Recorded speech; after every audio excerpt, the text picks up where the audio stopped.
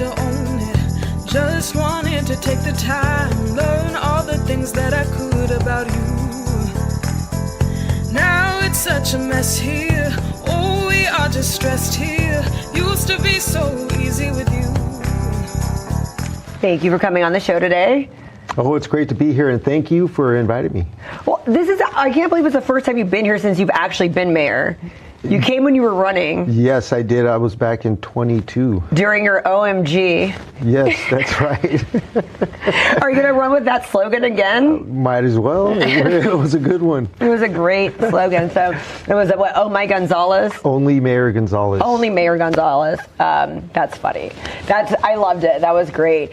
So you made it, you became mayor, and now you're like super busy. Well, you haven't been here in 3 years. Right. But you have, I can't believe December. There's a lot going on in December in Sanger. Well, yeah, Sanger is the nation's Christmas tree city. And I never knew that until you told me that, which is funny because I was like born, I lived in Sanger for like 5 years. Well, we kick off the events with a Christmas tree lighting. And basically it's downtown Sanger, and it is one of the saplings from the actual nation's Christmas tree, which is the General Grant tree. So it's one of the saplings is planted in our downtown area, and that's the tree we light up. Is that what makes it the nation's Christmas? Like, what makes it the nation's Christmas tree? There's a pretty good story. So back in the early 1900s, the Chamber of Commerce for the City of Sanger was at this General Grant tree, and there's a little girl that said, "Wow, that would make a really nice Christmas tree." So the guy was like, "You know what? I'm going to petition the president." So he sent a letter off, and in 1926, President Coolidge named that tree the nation's Christmas tree. That is so crazy. Yeah, so wow. The General Grant tree is the nation's Christmas tree, and then in 1956, President Eisenhower deemed that it was a tree for the nation's fallen. So it's the only living monument to the nation's fallen. Did he come to do a thing about it? You know what? Who came was General Nimitz. Okay. Yeah, he came and did a proclamation for that specific thing because we need to get more people out here and presidents. I'm serious. Like, yeah. So now, and then in 1976, that's when the post office named the city of Sanger the nation's Christmas tree city. So it's our 100-year anniversary, and believe me, I did send a letter to the president. I invited him. I was like, "What the heck, It's have you ever met him? You ask. I have not. No. Oh, yeah. I bet if you had met him, there's a possibility maybe. I haven't met him either. That's funny. Well, whoever meets him in the Central Valley, please mention the Christmas tree so he can come out and that would be fun. Wow. Okay. So then, when you guys do that and you do the lighting, who all comes? I know you're having kind of like a ceremony. So what day is that? The Christmas tree lighting is on December 3rd. That's the one that's downtown. Okay. And then are people talking? Didn't you have like a speaker and you had some things happening? We do have a guest speaker come. We have one of our local pastors do a prayer. I speak for a little bit just to welcome everybody. And there's one of the churches from our town. They're the ones that sponsor basically the entire thing, and they have hot chocolate out there and cookies. And, how fun! Yeah, we get a really good crowd. Probably a good 500 people. Fuel just that small downtown area. Could be more than that. I don't know. That's really cool that you guys have that every year. That's really awesome. I bet it's like a tradition for a lot of people to go down there for that. Yes. So when you were a kid, did you go to this? You know what? It wasn't really around when I was a kid. This is the 42nd annual, and I'm a little bit older than 42. Oh, wow. So. Now it comes out. So this is the 42nd annual, but that's a pretty good tradition. 42 years of doing something. It really speaks volumes to the what the people want to do. In the city of Sanger, and they always come out and support in Sanger for just about anything we do. So apparently that's only one event. That's only the kickoff. We have 3 other events. What are the 3 other big events we have in December in Sanger? Well, the weekend after that is the Sanger's Toyland Parade. Now, I was involved in that when I was a kid. I rode on a float, and I was, I don't know, probably 2nd grade maybe. So I was Raggedy Andy, and there was a girl who was Raggedy Ann. Oh, how fun. And we were on a float on a big hay bales. so it's kind of a rite of passage, that parade. Last year they estimated about 20,000 people came. And then we had... That's a big parade. We had 110 entries. Yes, and if you know Sanger, probably know where Chuck Wagon is. Oh yeah. That's where the parade starts. And is it open? Can people go to Chuck Wagon during? Yeah. That'd be the busy time. Chuck Wagon will be open, and there's a. I don't even want to know what the lines are going to be like. There's a local bar kind of close by. It's called the Hideaway, and that's right pretty close to the Chuck Wagon, and they're going to have outdoor food and stuff like that for people to enjoy. How fun! Wow. Okay, so we got the parade. So that's kind of like a whole night thing. That's on a Saturday, or that's during the day. It's on the Saturdays during the day. It starts at 11 o'clock. The vendors and stuff usually get there at 9 a.m. And it's just a really good time. A lot of people go, and it's a nice family event, and it's in the daytime, and I'll be in the parade. So if you go, I'll wave at you. Are you going to throw candy at us? Or? You know what? They stopped doing that. When I was a kid, they used to do candy. A lot of the parades stopped doing that. I'm like, why? Yeah, well, they had kids diving out into the middle of the road to try to pick up candy. I guess it was unsafe. There was that. And then, what's the third event? The third event is the Trek to the Tree. That's when the Trek to the Tree, we do a ceremony at the General Grant Tree. And last year, Senator Grove came out and spoke. Oh, cool! Yes. So this is what I'm thinking of the speakers. This is kind of the 100-year one. That's why it's a big deal, because it's 100 years. It's a 100-year tradition. Okay, so what night is that? That is on the 14th of December. Okay, cool. That one's during the day too. It's at 2:30. That one's actually free for the public also. But the Chamber of Commerce does put together a charter bus. So we take off from where the Chamber of Commerce is, downtown Sanger, and we trek that way in a charter bus. So who gets to do that? Anybody that calls the chamber and says, "Hey, I want a ticket." No, really? So it's that big of a bus? It's a big charter bus. It fits like 50 people. Well, that's cool, because when you say trek, I automatically think, how far are we walking to get from? Okay, so it's on a bus. Yeah. So don't get scared, everybody. Yeah. So when you get to Grants Grove, then it's maybe a 10-minute walk to get to the actual General Grant Tree. I think we can handle that. Yes. Yeah. If I can handle it, you can handle it. We're going to go up the hill into the Christmas tree. Oh, my God. So that'll be fun. So who's speaking for that? You know what? I'm not sure who they got for the speaker this year. But like I said, I did send a letter to the president to see if he would like to come and speak at our 100-year anniversary tree. But, he's a little busy these days. I always said you had a surprise. So you have a surprise speaker for us. Yes. So it's going to be someone good. Unless you're trying to have a good one this year. It'll be somebody good. Like I said, last year, Senator Grove spoke, and our supervisor, Nathan Magsick, spoke at one time. We've had Assemblyman Patterson. He came and spoke, and we always try to keep it local. It's on the 16th. So is that... I'm trying to look at if that's a weekday. It's a Sunday. Oh, perfect. Okay. Yes. I'd like to go to that. And then, so the last thing, what's the last thing we have going on? The very last thing, well, it's a light up the downtown, and businesses light up their storefronts, and there's a contest that people can walk downtown and be involved in, and try to pick the best one. Wow. Okay. Yeah. So is that when's that? That one is pretty much all December, but they pick the winner on that day. Yes, that last weekend. And it's one of the stores wins? Yes. Oh, that's really cool. Yeah. And a lot of them are probably doing giveaways, huh? Oh yeah.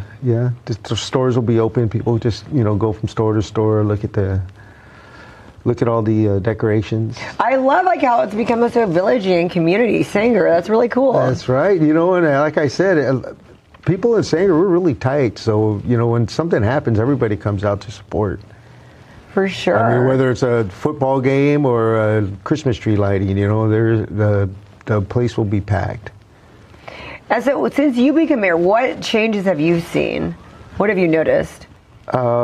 Just overall growth in the city of Sanger. I mean, we've just authorized another housing element plan that's going to bring in another over 500 homes. Wow. That's on top of the 600 we just are building now. Wow. And also there's been 2 affordable housing units built.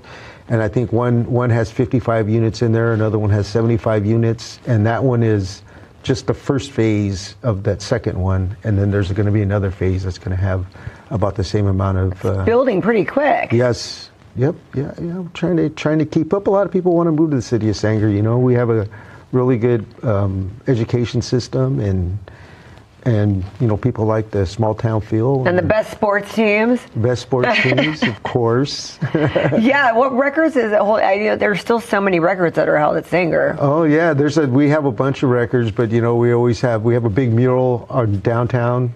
That if you go, you'll be able to see the mural of Tom Flores. You know, the favorite son of the city of Sanger, who's in the Hall of Fame. Yeah, so. That's really cool. That's really awesome that there's so much of that like culture there, and you guys preserve a lot of it.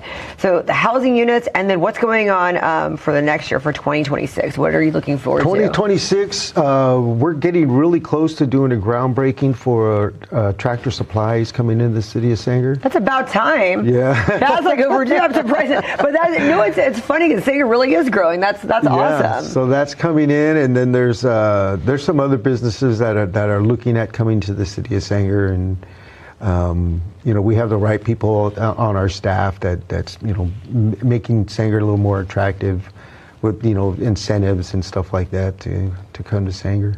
And it's not only that, but everything near, like right outside of Sanger grew. So that whole, Yes. there's like Two Ravens. It's not really in Sanger, but it is in Sanger, right? Explain that, because I consider it Sanger, and like it's not technically Sanger, right? Right. I think the cutoff's right there at Shaw and Academy. It's like on the other side. They're on the other side of the street. And you have Leonard but really they growing. are members of our Sanger Chamber of Commerce. Well, I can say because it's like right on the cusp. I actually live right on the cusp of Fresno and Clovis. I live on the Fresno side, and their side's Clovis. I live right there, so I get how it goes. I think that's how it's going to be here. Come not too far in the future, where Sanger and Clovis and Fresno are all going to be. Well, I feel like that. So that whole Leonard area and everything, all that's growing. So we are going so far to where pretty much everything, if it's not in Sanger, it's very clear that everything's really growing in that area. So you're kind of part of all that too, because you're right there. So you guys are both at that point. You guys are all discussing what's happening. Right, and the city of Sanger really fell short of the State Route 180 going down Academy. We were about a little more than a mile from that. Well, recently we just annexed all of that, so the 180 is going to be part of, you know, right in our back door of the city of Sanger. So what was the difference before? Well, you know what? The difference was like you know, I go and try to attract businesses to come to the city of Sanger. Okay. And one of them, we need a hotel. And the feasibility study that we did, it wasn't feasible. And the hotels were like, your little town can't support it. But once we had our city limits go to the 180 and Academy, that's when they were like, oh, okay, you know, there's 5 million cars that travel down this road. Yeah. And tourism's kind of a big deal, which I didn't really realize until we did this study. Well, because then it's on the way to like going to, you know, Sequoia. I think it's on the way to, Yep. So what needs to be done in order for Sanger to finally get that hotel? That hotel, you know what? It all comes down to infrastructure. Okay. We've got to get, you know, the water out there, the wastewater trunk line out there. And, you know, once that happens, the businesses that come in, you know, will be able to hook up to our system and be ready to go. So then it is really a truly shovel-ready projects if they have that infrastructure there. And it's coming along. It's coming along. We're looking. We just secured an earmark from Senator Caballero, which was like a $1.5 million earmark for a new trunk line. And then we're looking at other legislators to jump on board, because it's only going to bring more jobs, more housing. Of course. Yes. Oh, that'll be so great. Right now, what's the hotel people stay at when they're visiting? We don't have. But is there one that's like, what's the closest you refer people to? There is actually one in the city of Sanger, but it's more of a, I won't say a motel, but it's just a really smaller one. But other than that, we send them to either Clovis or straight down Jensen, because there's some right there in Jensen. And there's none in Reedley either, huh? Reedley has a hotel. Where? It's by the, what's that? It used to be called By near the college? kind of closer to the college. They just opened. Well, it's not just, but it's been there for a little while. But now, you guys don't really refer to it, like it's kind of still far, I guess. Yeah, it's still kind of far. No, that'll be. I'm so glad that it's growing like that. I mean, with all these events, because that's what I mean. Yeah, when you have all this tree lighting. We have a lot of tree lighting, and a lot of people don't know we have about 5 wineries around our town. And those open to venues, and there's weddings there. Yeah, because and concerts. That's what we're going all the time to sing, right? I never even thought about that until you just brought this to my attention about there's no place to stay, and it's like that's a big deal. It is, because a lot of people have people come in, and they have to send them to Fresno or Clovis or wherever they could find that's close by. Some people stay in Selma. Wow. Yeah, because we have all that going they have a lot going on. Well, that's really cool. I'm so excited about what's going on for next year. And then you're also running again. Yes, I'll be running again. I'll be running for mayor once again. Maybe, you know what? When I first got elected mayor in 2016, that was one of the things that people were just kind of hammering. We need a hotel. We need a hotel. So we're finally like that close to actually getting one. And I think once that happens, you know what, might be someone else's turn to take over as mayor. So you got to stay for another 4 years to finish all these projects. Yeah. So I've been working on it since 2017. Oh my goodness. So you're really active on social media, which is great. So you'll let us know when you run this time and when you're going to have fundraisers and how, like, with the community, and we can all donate to running. Right. You know what? I have not had my actual campaign kickoff yet, but it's coming. It's coming soon. You're kind of busy the month of December. Exactly. I was going to say after we get past this, the holidays. Yeah. Yes, and then that'll be full swing back into campaign mode, and I'll let everybody know. Hopefully, you'll invite me back. Oh, of course. So let everybody know now. How do we follow you? You can follow me on Instagram. It's Frankie G for mayor. Okay. And also on Facebook, Frankie Gonzales. That's just my personal one. I don't have a one for my mayor. And I think if they just Google you, Frank Gonzales mayor, so then that'll come up. So that way we keep it. But you are going to posting these. Yes. Are you posting all these Christmas things? I have to go back. I do it all the time. I mean, every time I get a chance. Every have an event. So that's really great. Just to remind people, hey, this is coming up. Because I still, it's so kind of funny to me that, after the event happens, people will post on my thing, I didn't know about this. And I'm like, I know. Hey, man, I posted it like 20 times. Algorithms are so weird how that works. I get the same thing and I'm like, darn it. No, that's great. So everyone needs to follow you so we can know what you're having and then when we can go and support you because, I want you to become mayor. I'm sure everybody else does too. Yeah, hope so. I hope so. You've done great. So thank you so much for coming on my show today. Thank you for inviting me again. He'll be back.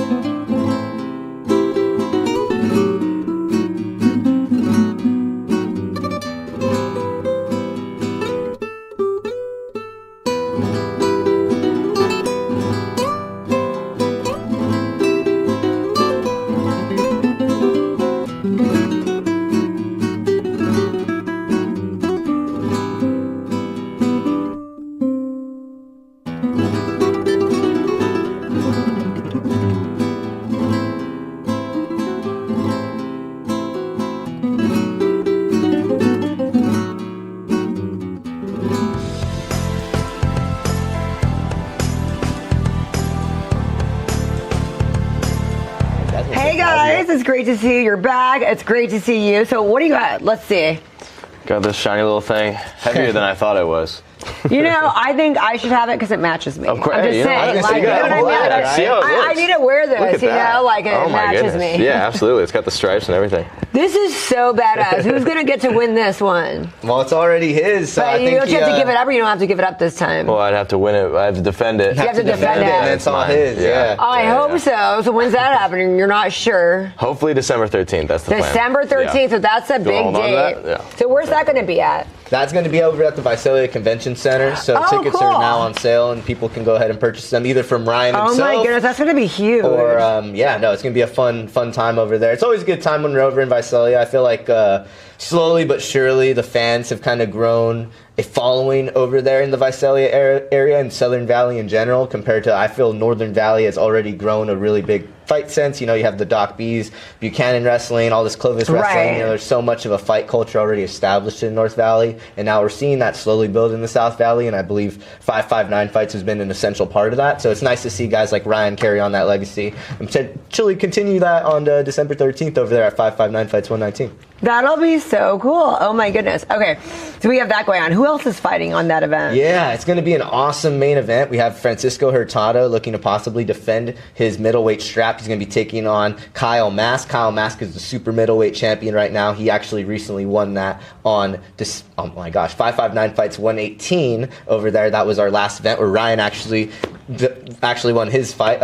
Is that where you got that? Yeah, I was going to say it became champion, yeah. defeating Gianni Garcia. So Kyle Mask defeating Jihad Sewell. So now he's the 559 Fights inaugural super middleweight champion, but now he's kind of possibly putting that to the side and going down to middleweight and looking to capture his old strap. He was formerly the middleweight champion once upon a time ago, and now looking to possibly recapture that belt is Kyle Mask, looking to take on Francisco Hurtado, possibly looking to become, I believe, one of the first ever 559 Fights double champs. I would have to go back into the history analogs there for you, Sparkle, but yeah, it'd be definitely pretty cool to see that. Has been quite some time.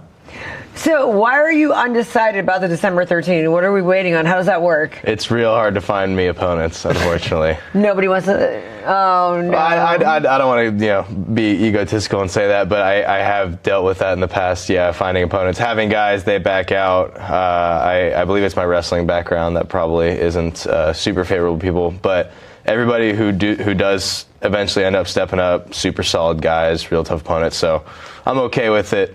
Kind of being on, off, undecided, because whoever does eventually show up is always a real solid dude and puts up a good fight.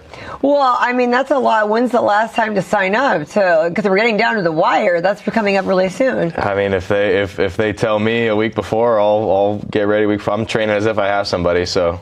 Do you get to have fun on Thanksgiving or no? How does this work? I'll have like a couple bites of turkey, some ice cubes, Oh, that's terrible. Oh my goodness. Plastic bag's going to be tasting real good on Thursday. Yeah. Hopefully I can keep the leftovers long enough. Maybe I'll put them in the freezer so I can have them after. So maybe you can get like the stuffing bag they use, and put the ice in there. There you go. And then, get a little bit of the turkey stuffing flavor, but ice. you're still getting some ice. You're not getting too many calories in there. You know what I'm saying? Just the seasoning. That's terrible. That's terrible. They can't tell you. Said you could plan it accordingly, because if you knew you weren't fighting anybody, then you could have more fun.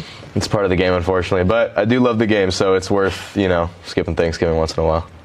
Oh my goodness. Okay, so then after that, that's going to be huge. So it's December 13th, Visalia Convention Center. Then we have something in January. Yes. No, so we're really excited about that show as well, and we'll probably be also maybe returning if you'd love to have us for then. January 9th. Recently was supposed to be on January 11th, switched over to January 9th. So What's the date? It's Friday? 9th. Oh, that's good. Yeah, I was going to say Friday, so it's going to be a Friday night, January 9th at Eagle Mount Casino. So make sure to go ahead and bring your money, bring your checks, bring all that fun stuff. So you go ahead and gamble, and then also go ahead and watch some fights. We got an absolutely amazing main event. We have Shane Collins taking on Brock Diaz. It's a little bit of a SoCal showdown. We got I like to call him the Hollywood bad boy, because Shane Collins, he likes to be a little bit of a kind of wild guy, but he really is an entertaining fighter, and really just is somebody that I would say is one of the best prospects right now at 145 on the professional scene. He's going to be taking on Brock Diaz, who's born in Tulare, now lives in Irvine, California. That's so cool. And so, this awesome fight, and really, really excited about that. Shout out to Jeremy Luchow for making that matchup and for making that possible, and obviously creating 559 fights in the first place, so we can go ahead and see that all go down, right?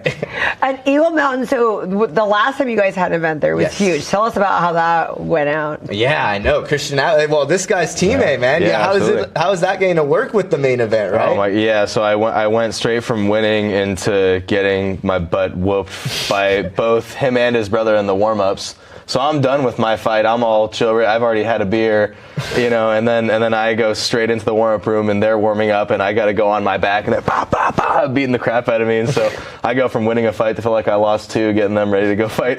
That is funny. Wow, yeah. You were their warm-up. You're like they're punching. You were literally their punching bag. Basically, but I mean, hey, it's worth it. Those guys are, You get a title in return, right? Yeah, exactly. I'll do that any day. And they're That's solid guys to be around. Being able to train with them and everything has been huge for my progress. And yeah, they put on a show on both their fights. It was incredible. 3-0 for you guys on the night then, right? Yeah. That means all gentlemen from Dethrone in Clovis, California winning their fight. So definitely a good night for the North Valley. But then, of How course... big of a turnout was it? Oh, it was a sold-out show. Sold out. I mean, That's what I thought, 'cause this guy brought plenty of those seats as well. He had I heard a whole table shouting for Big Old Red over here. Yeah.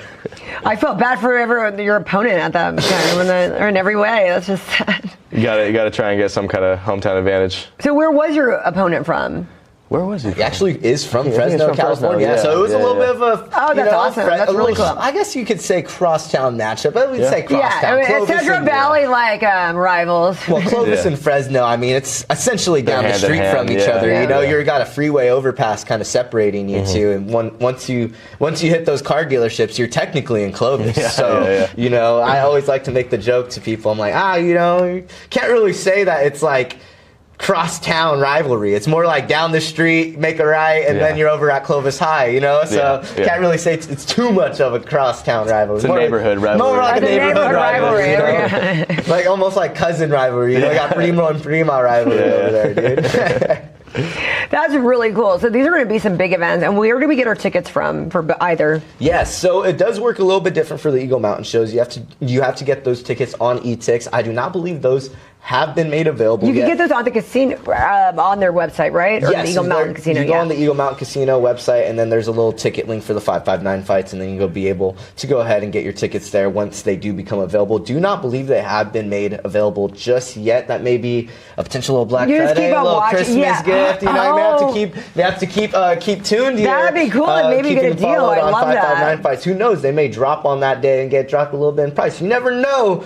I heard Jeremy Luchow likes to be a little bit of a Santa around this time of the year, but I don't want to go ahead and say anything people are that's too being official. charitable. We'll go so for it. don't take this as an official word. But yes, 559 Fights. You can go ahead and your tickets on 559fights.com as well, just by going to the event, and then you can go ahead and click the buy tickets link. It'll take you over to eventbrite.com, and then you can also go ahead and purchase your tickets from fighters on the card, such as Ryan Fiorentino, such as Kyle Massat, the aforementioned Francisco Hurtado, anybody that is on the 559 Fights card that you see on social media, please go ahead and support your local fighter. Just like how you guys support your local diner, support your local rapper, support your local whatever. Go ahead and support your local fighter, right? That's really cool. And so everyone should just go on the 559 Fights. That's the best way to do it. Yeah, well, I for feel all like- of them, because then they're all, whether or not it's at the Visalia Convention Center, you can just kind of go. It's I a like to one-stop call shop. that the main hub of what we got going on. I think we've really done a good job, or I try to do my best job of platforming these fighters and being able to tag them in posts and being able to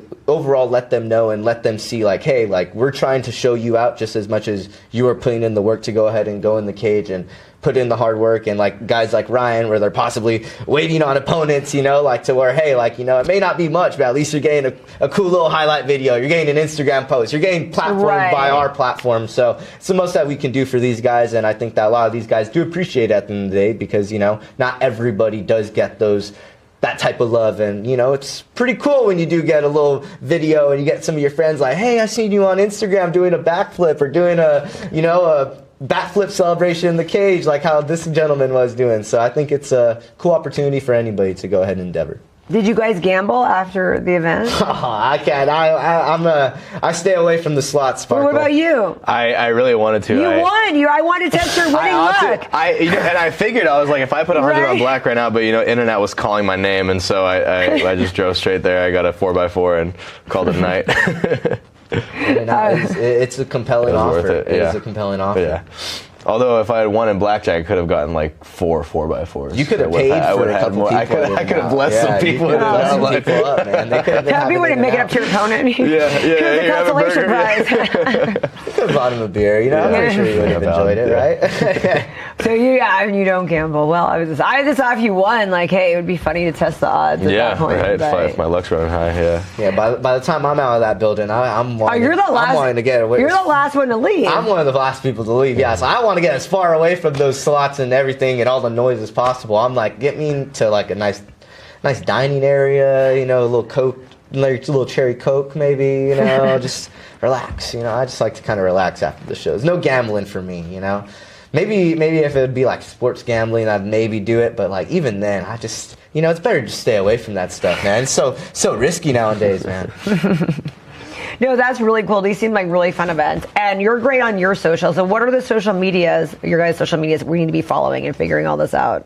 Yeah, so you can go ahead and follow myself at mlhmedia.mma. On also making sure to go ahead and follow 559 Fights, follow the Instagram, follow Facebook. Also subscribe to the YouTube, because if you want to go ahead and watch the fights live, you can go ahead and subscribe, become a member to the 559 Fights YouTube. I believe it's only about like $5 or $8, something like that, and then you're going to be able to go ahead and be able to watch the fights live from the stream, no matter where you are in the world. That's great. So, okay, I don't know if we covered that before, but that's awesome. That's also going to be available on MyTV 53 when the events are at the Visalia Convention Center. So I kind of want to go ahead and put that out into the world, that you'd also be able to stream the fights if you are in the local area. It's going to be on local access television, but also going to be on YouTube and on the 559 Fights members only. So you just go ahead, click the little button on the desktop, and it should take you to being able to do that. But go ahead and let this gentleman talk a little bit about his social media platforms, what he's got going on. Yeah, just at Ryan W. Fiorentino on Instagram. I know it's a bit of a mouthful. Maybe I'll get a little edit there where it's spelled out. But yeah, it's about just on Instagram. Just Instagram? Just Instagram only? Okay. Yeah, maybe I'll branch out. I'll go on Twitter or something. I don't know. And then where else are you fighting? So I know this is undecided, whatever. What's 2026 look like for you? I mean, 559 has treated me very nicely. I do want to defend this belt. I have fought in San Luis Obispo. I used to fight out of a gym in Santa Barbara when I was getting my bachelor's degree, but now I graduated and Santa Barbara rent's too expensive, so I'm back to the hometown. What'd you graduate with? Anthropology. Nice. Yeah, okay. yeah. So it's kind of up in the air. There's not another group besides 559 Fights that you've been fighting with? No, not anyone I've been in conversation with. Yeah. And then wow, everyone's afraid to fight you. That's got to be something that's great, but then it's not great at the same time, huh? I'm hoping towards the professionals it'll start to go away a little bit, but from what I've heard from other pros, it doesn't quite happen. But I'll take what I can get. Yeah. Oh my goodness. How long have you guys known each other?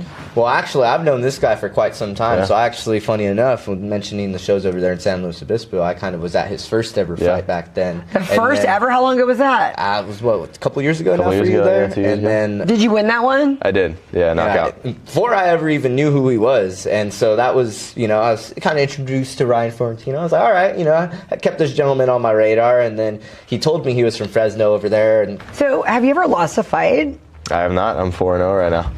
Wow. Yeah. That is really impressive. No wonder this is your friend. It's a good friend to have. Well, it's funny. Like, I like to say my position in the MMA world has not gotten me to... I don't always like to say everyone's my friend, but obviously Ryan has grown into what I would like to say is somewhat of a comrade and somewhat of a friend in this world. But it's nice when you get to work with people that have like-minded kind of goals. And, Ryan has definitely put himself in that type of drive to where he's, put himself in a platform, and not only put himself in a platform, but also surround himself around people that also have those like-minded goals. I mean, he mentioned after winning his fight, going and being basically, like how you said, like a punching bag for the Avalos brothers back there backstage. Did you get that on video at all? Because that would be fun. No, but I wish I did. I'm so mad that would be really fun. I deleted all of it. Footage I'm so mad that I didn't get that. But no, it was definitely cool when you get to work with people like that. So that's why even too, I mentioned Shane Collins earlier, and I've gotten to see his professional career blossom, and I've gotten to see him now get to fight over here in 559 Fights in my area, and this is somewhere where he's fought previously, where he previously made his professional debut.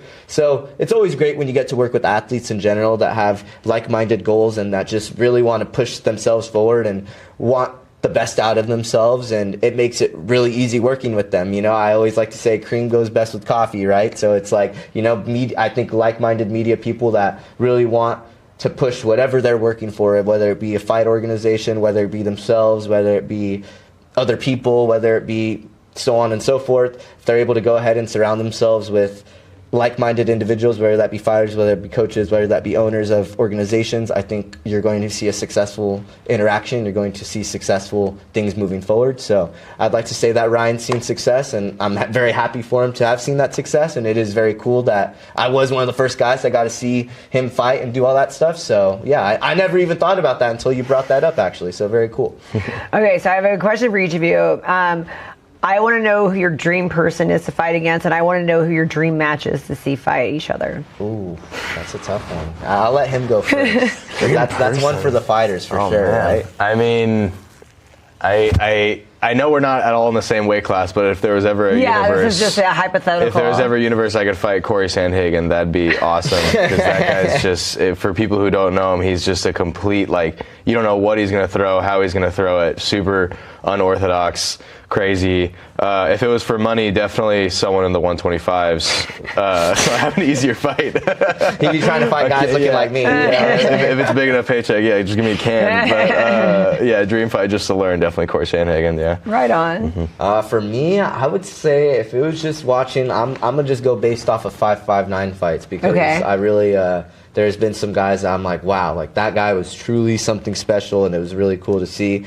I would really like to see, oh man, it's really tough, but I would say Blake DeCourcy when he was an amateur, and then the 5.59 fights, Christian Avalos when he was a lightweight, and I think that would be a really cool matchup. And I've always said Blake DeCourcy was, and now he's a 3-1 professional athlete. He was by far one of the most entertaining guys I got to see in the 5.59 fights cage. Christian Avalos has been arguably the quote-unquote 5.59 fights GOAT. I mean, now he's the 5.59 fights professional lightweight champion, was previously the 5.59 fights grappling champion, and then was a 5.59 fights amateur champion. I believe he's the only gentleman to capture all three in a professional, amateur, and in a grappling. So for 5.59 fights organization. So I would say that would probably be my dream organization fight for 5.59. But for the UFC, I would say give me Islam and Topuria, man. I think that's the fight to make. I think everybody, any UFC fan would say that right now. So I think Islam Makhachev and Ilia Topuria would be the best fight that you could possibly make. I think that would kind of determine a lot of things and set a lot of pages for fans. Right on. No, this is going to be really fun. Are you going to go to the fights whether or not you fight? Oh, yeah. I love watching fights. If I can't do them all, that's the second best thing besides actually being in them. And what's the deal with meeting the fighters? How does that work when we go to these events, if we're fans? Yeah, if you guys are fans and you want to go ahead and meet fighters, I mean, we'll have fighters like Ryan Fiorentino over there. Is it before or after, or what's the protocol? And if you want to meet the fighters, are they pretty chill about it? I mean, you can ask this. I like to say they always like to buy me a drink if you want a picture. No, I always try and make it to where they always do their media obligations and stuff. So they do their post-fight interviews. If any news outlets want to go ahead and speak to them, do any kind of sort of coverage with them, I'll go and let them do that. And then after that, it's free will. I let them usually go see their family. And so people are usually, for the most part, all kind of works out where people can, if they really want to meet, they'll get to meet. Yeah, 100%. They're pretty nice, Yeah, and I feel like fans do a really good job of letting fighters see their family first, because they do know it's such an emotional moment for these guys, of course, and for these women, and overall for the fighters in general, because you're putting your life on the line in there, and the first person you want to see is probably your mom, or probably your girlfriend, exactly, a loved one for sure. So I think that we just we kind of let that boundary set itself, and I think it's kind of worked itself out over the years, and I think a lot of these fighters have built some worthy interactions with fans and with companies and with brands. So I'm very happy with that overall. Well, we might have to ambush him. He goes to In-N-Out right away afterwards. Yeah, they know where to find me now. I was gonna say, if you go over there, it's basically an In-N-Out fan meet and greet over there in Visalia. If you catch this guy after the fight. Thank you guys so much for coming on the show. We're going to follow the Instagram, because if you guys were confused about any of the dates, just follow, and they are great about posting it. 5.59 Fights 119, December 13th, and 5.59 Fights 120 on January 9th over at Eagle Mount Casino. So if you guys, like how she said, have any confusion, make sure to just go ahead and follow us, and we'll go ahead and keep you entertained and informed. Thank you.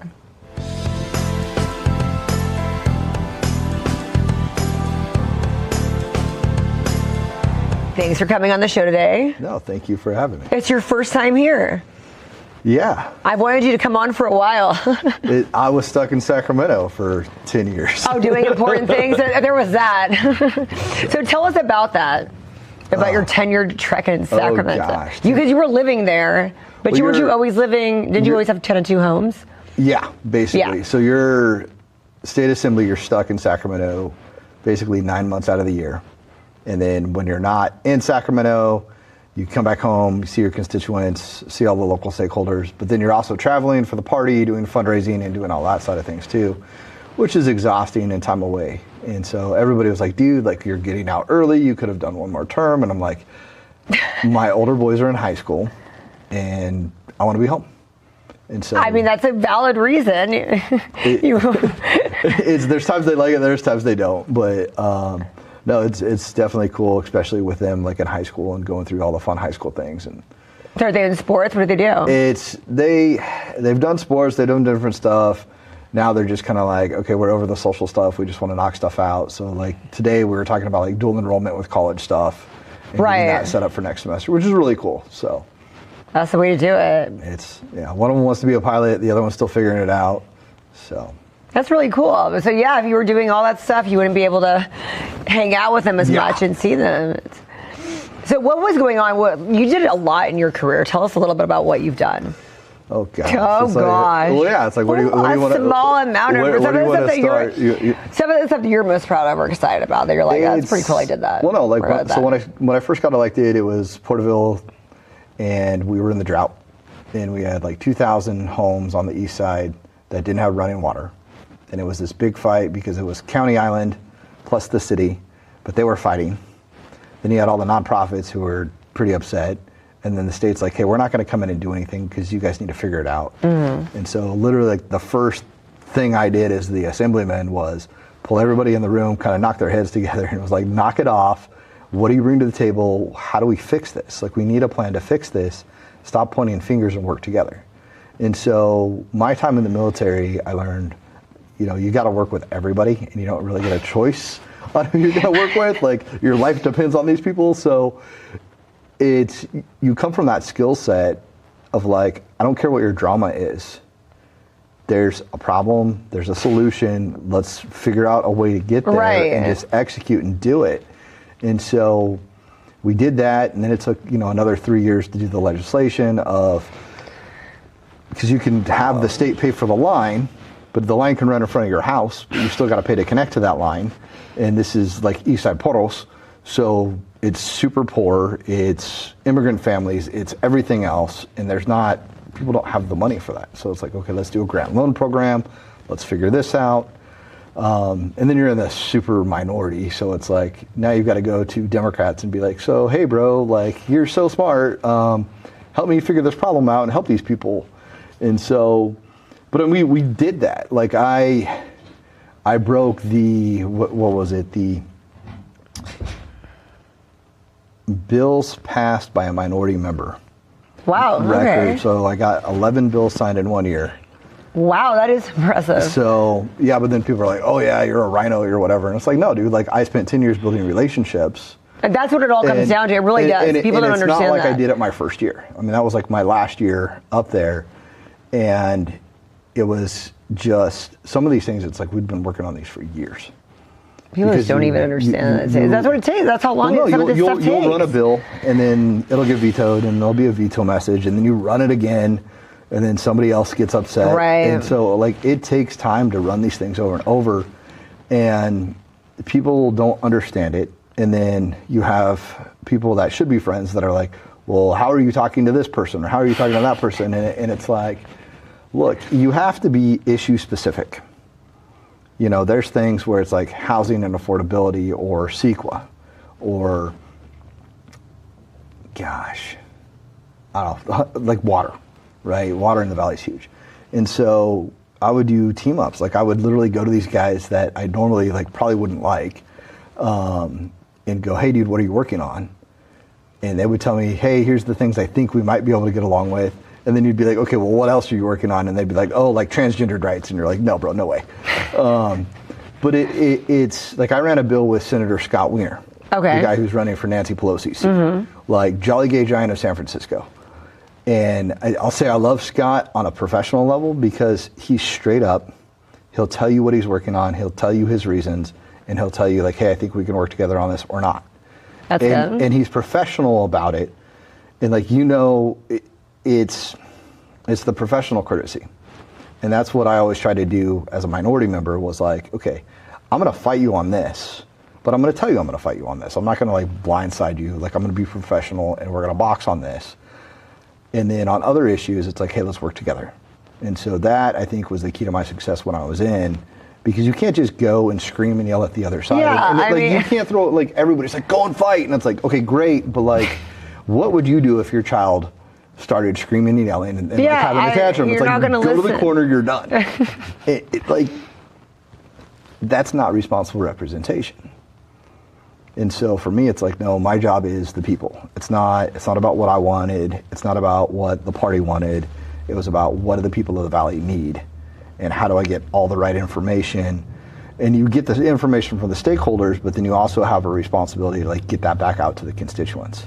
And so you do your social media, and you do all the emails, and you do all of these things to communicate out.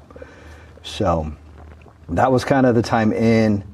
Gosh, I mean, there's so many things. I'm still going through boxes of stuff from my office in Sacramento because I got Legislator of the Year awards from the veterans groups.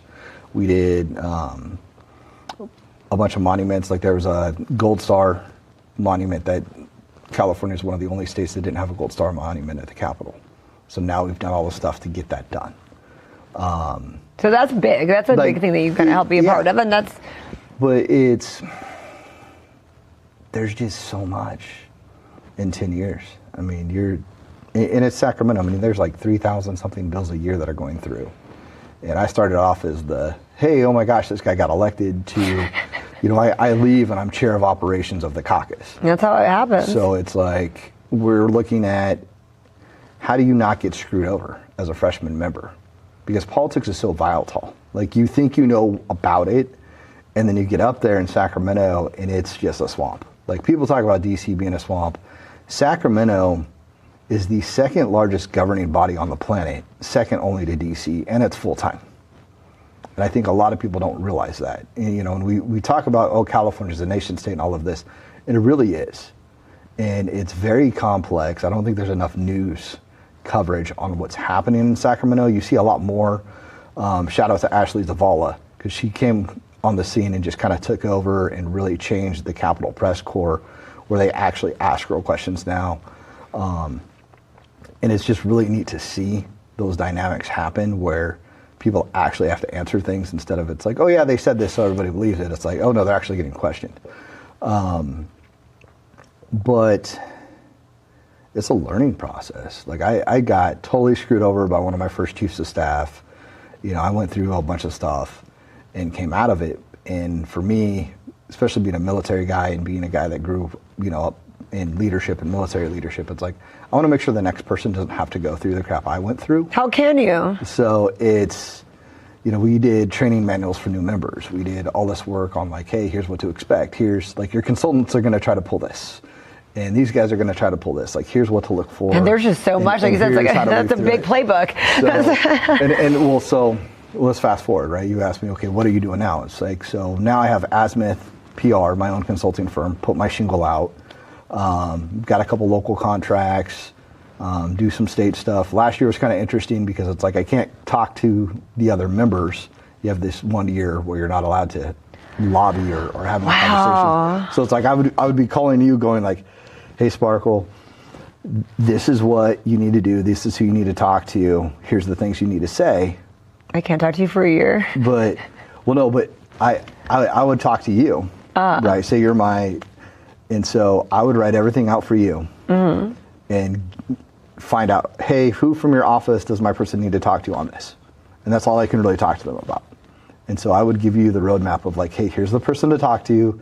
Here's what you need to talk to them about. Okay. They're expecting your call, and just kind of guide you through what you need to do to get the thing done. Oh man. But I can't. It's such a pain too. Like, you just have to make sure to, yeah. That's a lot. And so how's the firm been doing since you started this? It's good. I'm still in the black, as they say. We can always do more. So We just started, when did you start? You started in? Last year. Last year, so that's not, So- yeah. But no, it's making money, it's paying bills. It's, I'm not like rolling in it, but no, I'm doing that. I'm doing some project management stuff, work with an equity partner group. So having conversations about government funding, because a lot of people, they think that government funding is like, okay, tax dollars and it's bonds and it's grants. And Right. It's like, how do I get you to understand there's P3 partnerships where there's outside money that'll come in and invest and build a new school, build a new hospital, fix water meters, fix lights, fix the airport, fix, whatever. And there's money out there that's literally designed to do this, that's happening all over the rest of the country. But it hasn't really happened in California because they didn't have anybody. So I got involved with that. So we're looking at different projects. Hopefully some of these things take off. It's very lucrative, but it's project management, so it's years. Yeah, exactly. So you're starting off with like concept, and then But you're used to that. With your experience, you're kind of used to things taking a while. Well, and you ever seen the show the movie Office Space, where you've got the guy and he's like, the engineers don't know how to talk to these guys, Right. And so it's the same thing in government. It's how many people understand the government process. It's because you've got industry people. You've got people on the outside, and everybody's like, how come this stuff just doesn't work? And so it's like, well, no, there's a process to the process. It's kind of like being a mechanic. It's like, somebody comes up and they're like, hey, the car's not running right. I hear this noise. Well, the mechanic knows what the noise is. And so it's kind of the same way in government. If you've been in it long enough, you're like, oh, well, here's the process on this. And, so for me, it's become like second nature. It's like, oh, well, this is like a city council thing, or this is this. And you just kind of run through it on how to get things done, or how to do the permits, or how to do whatever needs to get done, and then who needs to talk to who and what step, and where the process is at. So it's a lot of fun, because when you see good things happen in the community, it's rewarding. It's like, what's the point? Like for me, really, I think like on a deeper level, it's I survived the war. I got blown up twice in Iraq. I came home. Goodness. I went through the VA. I went to college. I got involved. I ran for office. And like, here we are. And so it's like, what was that, 2008 when I got blown up. Man, it's not that long ago, really. And so to me, it's like, what am I doing to pay it forward? Right. What am I doing to give back? And so for me, that's what's probably the most important thing, because it's like, you can know all these things, but what are you doing to help people? Right. And so that's kind of it. And then I think one of the other like fun clients that I have, or really, it's not even so much a client, it's like a team that I'm working on, is Parkzilla. And so Parkzilla is this like mother of all apps for parking. Okay. And so like earlier you had the guys talking about 559 fights. So imagine booking your tickets of like, I want to see the fight and I want to sit here. With Parkzilla, say Eagle Mountain did Parkzilla, you could book where you're going to park when you book your ticket. Oh, that's awesome. That's really cool. So, that's the concept. Or you're going Christmas shopping, and we all know Christmas shopping is a nightmare. So we're talking to some of the malls and some of the people like that, and not just like here in Fresno and in the Valley, like all over the U.S. And even a couple other countries are interested in the technology. So you're able to book ahead and know where you're going to park. But the problem with that is that, what if you're not there right on time, and then do you have to leave by a certain time so the next person comes? How does all that work? I can see that could get a little dicey. It's all built into the app. You've got private property rights versus, public parking, different things like that. Okay. But no, everything's built in. Like if you pulled up and I took your parking spot, you could like snap a photo of my license plate and I'd get like a warning, or if it was like, metered or something like that, I could get a ticket. Or if it's like a typical spot, then it's like the tow away kind of thing comes into play. So no, they spent 2 years of R&D. Wow. Really looking into this, going, okay, what do we do? The other cool thing too is like a lot of cities that have parking meters are spending like $7 to make 4. Wow. Okay. So like you could take out all the parking meters and just do Parkzilla, and then people can book ahead. People can do the hourly rate, and the city managers and their teams can do it all on the app, log into their side of the portal and set it up however they want to set it up. They could even do like, hey, we're going to have a big parade. We know this is going to be overflow. We know this is going to be extra. They can set it up for that. Businesses like right here could say, hey, this is our, you'll see like Tony's Pizza parking, 9 to 5 is Tony's Pizza. Well, what about after? Okay. Now you've got a tow-away zone, this parking lot that's just sitting there. You can make that Parkzilla parking, and your after-hours people that want to park there could park there, and you're making money off a parking lot that you weren't getting money from. That's true. That's really cool. So, that's very resourceful. I love that. So when's all that going to go up to where everyone can use it? It's going. It's going? The app is live. So we just, but not everyone's on board with the parking. So whoever has like a deal with Parkzilla.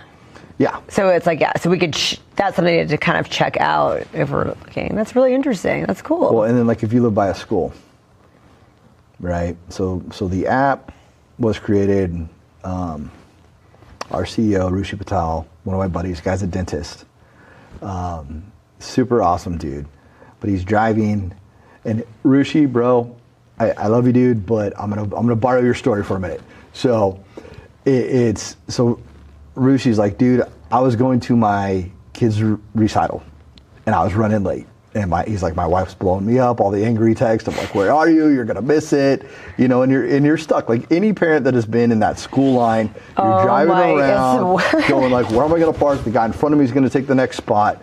So he sees a guy watering his lawn. Dude's out there watering the lawn, and he's like, bro, I will give you $20 if you let me park in your driveway. And an app was born. But wow. I mean, think about it. Like Fresno State football games. Yeah, and the fair. You've got everybody's out there holding too. the signs. They could set all this stuff up with Parkzilla. Right. Book all of that ahead of time. You don't have somebody out there. Like you have the safety concern of like, now you've got some college kid holding a bunch of cash. Yeah. Like somebody could rob them or like they could pocket some. And now you have the ability to just do it all online, all in the app. Oh, for sure. No, that sounds really good. And then people already know. So then your traffic congestion goes down. Not to get all like greenhouse gas emissions, but like the emissions go down. This is a big deal for the cities. Yeah, all of it's a big deal. It's something we've all experienced. So you know what I mean? Yeah. I love that. Okay, that's something to follow. So where do we follow you to see what's going on? We're gonna be. And are you good about posting what's happening? And like, I'm not. I've been super horrible after politics because you don't have to anymore. But yeah. What about your clients and stuff they're doing, or is a lot of it secretive about who? It's like their stuff. So if they're posting things and doing follow-ups, like with Parkzilla, we're having a social media team. Or do you ever put that on there? Hey guys, I'm working on this. Check it out here. Like a message like that. Do that sometimes, yeah. Because I think everybody interested in that. So where do we follow that, or the public one that we can follow? My Instagram's still public. Okay. It's just Devon Mathis, pretty basic.